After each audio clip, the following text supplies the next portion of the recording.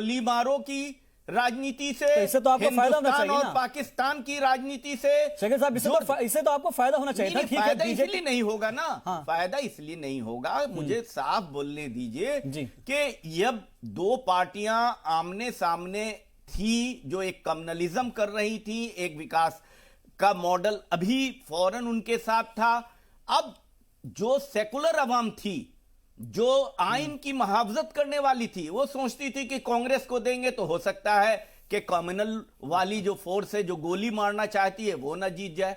और वो जो नॉन मुस्लिम्स थे यहाँ पे, कांग्रेस ने अपना एजेंडा क्यों नहीं लेकर आए ना? एजेंडा आपको भी लेकर आना चाहिए था। एजेंडा तो था, लेकिन कई बार एजेंडे पर अमल नहीं हो पाता है ना। एजेंडा था, पीछे वजूहात तो लेकिन तलाशी गई होगी ना। जनता क्या का वजूहात रही? आप सिफर से सिफर पर है, यानी कि 5 साल तक आपने कुछ नहीं किया। जनता का एजेंडा सबसे महत्वपूर्ण होता है। चुनाव में कभी बीजेपी भी 2 सीट क्या यही एजेंडा था कि सिर्फ बीजेपी को इख्तियार माने से रोकना है, इसलिए भाई हम भी हाथ खड़े कर देते हैं? ये भी एक बहुत महत्वपूर्ण है। आप देख लीजिए, हमने कोई एजेंडा नहीं बनाया। हाँ। लेकिन जनता ने यहां तय किया कि बीजेपी को 2 से 3 रैलियां से ज्यादा नहीं हो पाई है कांग्रेस की।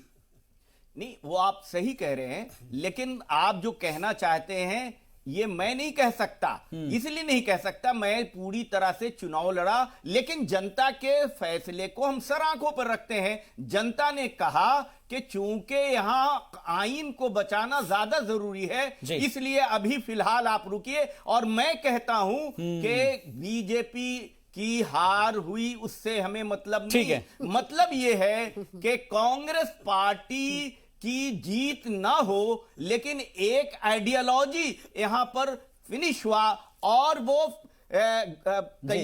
झारखंड से, महाराष्ट्र से शुरू हुआ है और अभी दिल्ली तक आया है। अब ये आगे भी बढ़ेगा। अनिल गर्ग साहब, ठीक है, दिल्ली में हमें नुकसान हुआ। ठीक है शकील साहब, बहुत बढ़िया आपने अपनी बात रखी है। अनिल गर्ग साहब, जब शकील साहब अपनी बात रख रहे थे, आप बहुत मुस्कुरा रहे, बल्कि हंस रहे थे।